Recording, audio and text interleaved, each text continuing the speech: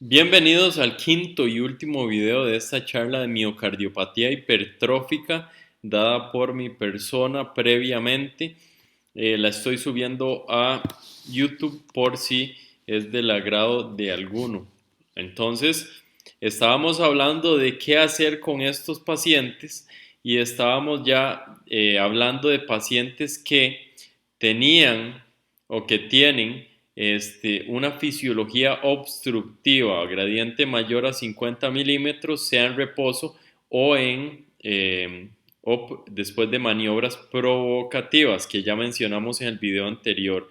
Entonces, ¿cuáles son las indicaciones en general de la Asociación Europea de Cardiología para intervenir al paciente? Tenemos NIHA 2 en adelante, síntomas por ejemplo, síncope refractario al tratamiento con gradiente mayor a 50 con o sin provocación y un grosor mayor o igual a 17 milímetros, la parte más ancha mayor o igual a 17 milímetros. Y en general esta asociación europea pone a la ablación y miectomía como iguales, mientras que la AJA favorece la miectomía como primera línea.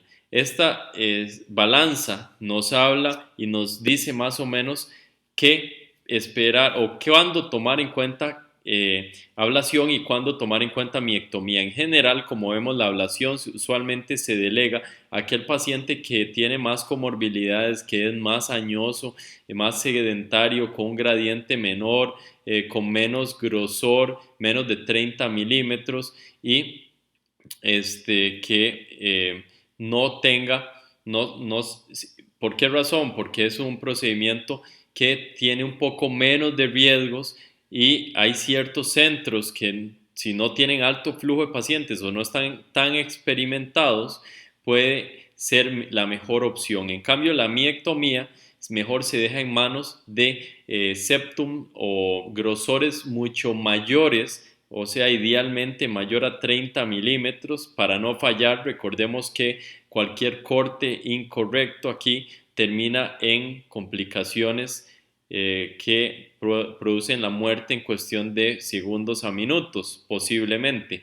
Entonces, por ende, tenemos que ser más selectivos y estar seguros de que tenemos muy bien estudiado a este paciente.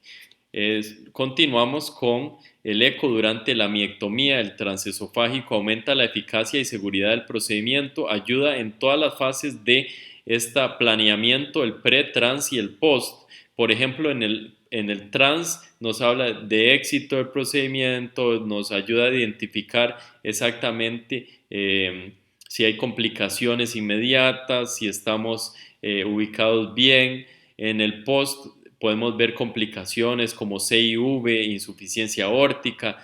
Ambos de estos ocurren en menos de 1% de casos y sucede tempranamente, pero bueno, podemos identificarlo con él. También nos confirma la reducción del gradiente o del septum, la ausencia o presencia de SAM, y esto nos ayuda a tomar decisiones intraoperatorias que van a definir si terminamos ya con este paciente o si hay que hacer medidas adicionales o cortar un poquito más ese septum.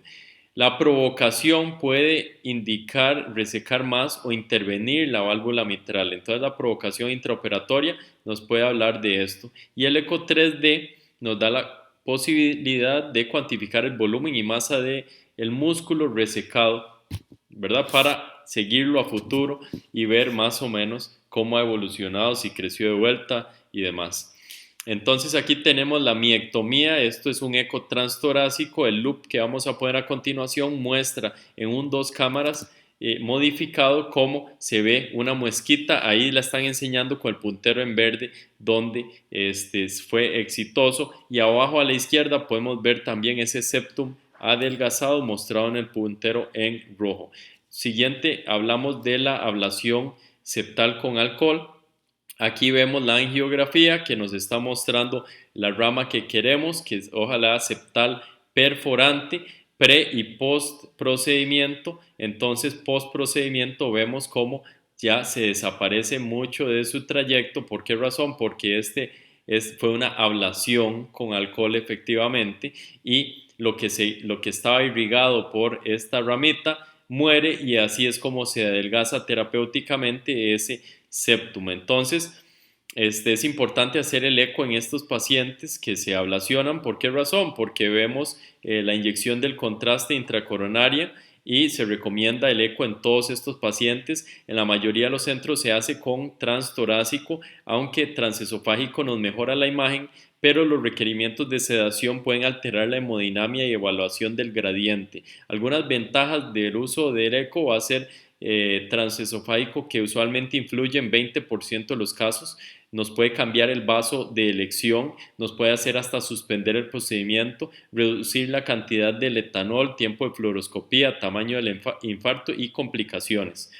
Entonces, también nos puede hablar de que si nos pasamos o no con la ablación. Entonces, en esta imagen tenemos el paciente en condición basal, en la A, su gradiente basal, y en la D, posterior a la ablación con alcohol exitosa. En B y C podemos ver lo que sucede primero con la inyección de medio de contraste, donde se pinta la sección, la región que queremos atacar, y en C lo que sucede después de inyectar el alcohol. Esa zona hiperecogénica es la zona que probablemente morirá, tal vez no tan grande como la que está marcada, pero esa es la región. A continuación, la hipertrofia leve. Hablamos que la indicación es mayor o igual a 17 milímetros. Cuando hay hipertrofia leve, o sea, menor a 16 milímetros el grosor máximo, no deberíamos de intervenir este paciente, porque hay riesgo de generar comunicación interventricular, o sea, es muy delgado para estar arriesgándonos aquí. Entonces, la imagen nos muestra la implantación de un marcapaso, y esta optimización del marcapaseo biventricular nos muestra cómo se da y se hace una optimización del intervalo AB, y así también se afecta la hemodinámica del paciente, para tomar esto en cuenta también. Estratificación por muerte súbita. El 50% de los parámetros los define el eco. ¿Cuáles? Grosor máximo mayor o igual a 30 milímetros, un diámetro de atrio izquierdo, si no me equivoco era 44 milímetros, y obstrucción del tracto de salida. Riesgo tromboembólico, la prevalencia es de hasta un 20%. El usualmente usado CHA2-VASc no funciona aquí, porque bueno, aparte de que esto es una clase más que todo de imagen y de eco, aunque el asunto es que no se aplica tan bien en el contexto de miocardiopatía hipertrófica. Hay ciertos factores que se han demostrado independientes para esto, como el diámetro AP del atrio izquierdo. Aquí lo vemos 45 a 50 milímetros. Vemos también que hacen un 4.7% embolismo, ¿verdad? Evento tromboembólico con ritmo sinusal. Entonces aquí viene el dilema: ¿anticoagulamos al paciente o no? Y la Asociación Europea recomienda Holter cada 6 a 12 meses en estos pacientes. La valoración preoperatoria no cardíaca es muy útil en estos pacientes. ¿Por qué? Porque este paciente en general es de riesgo leve a moderado, pero mayor al paciente que no tiene el MSH. Y en MSH de alto riesgo se recomienda eco transesofágico transoperatorio. En cuanto al tamizaje, no solo hay que ver el eco en 2D y el Doppler. Recordar cómo se aumenta la sensibilidad de la detección, y también, bueno, si también cuestionamos por la historia familiar y demás, ¿con qué cosas? El Doppler tisular, vemos que las velocidades sistodiastólicas están caídas. Tuve un error cuando dije que las E' en el eco, en eco estaban aumentadas. No, están caídas. La velocidad, la S, o sea, que nos habla de velocidad sistólica, también está caído. El strain está caído, y otras alteraciones que podemos encontrar en una válvula mitral elongada, hipertrofia del músculo papilar, un tendón falso paralelo al septum, o hasta criptas miocárdicas. Entonces, recordemos la importancia no solo de la intervención quirúrgica o en cateterismo, sino también la prevención de muerte súbita, porque estos pacientes son la principal causa de muerte súbita en atletas y pues obviamente cuando el paciente tiene muchos factores de riesgo y es más añoso y no es atleta, hay más posibilidades que puedan generar la defunción del paciente, pero no es ninguna causa despreciable. Por eso es el énfasis en detectar la fisiología del paciente y antes de eso detectar el diagnóstico. Entonces, prevención primaria, o sea, el paciente no ha hecho síncope, no ha hecho muerte súbita. Tenemos es un paciente de alto riesgo, el paciente en prevención primaria en general, ¿verdad? En general de alto riesgo, pero podemos subclasificarlo como con la historia clínica, con el eco y también con el electrocardiograma. Entonces, ¿qué variables nos hablan de riesgo? La edad, la historia familiar, de muerte súbita, familiares de primera línea, síncope sin otra causa evidenciable, eh, obstrucción del tracto de salida, la grosor máximo del ventrículo izquierdo y diámetro atrial anteroposterior, que es lo que tiene la evidencia, y taquicardia no sostenida. Entonces, dependiendo de la cantidad de factores de riesgo, así vamos a determinar si el paciente es de bajo riesgo, intermedio y alto. ¿Cuándo es de bajo? Cuando el riesgo de generar un evento a 5 años es menor de 4%. Intermedio, cuando este riesgo a 5 años es de 4 a 6%. Y alto, cuando es más de 6%. ¿Qué vamos a hacer en bajo riesgo? No hay que ponerle un CDI o ICD, un cardiodesfibrilador en general. Hay que seguirlo evaluando.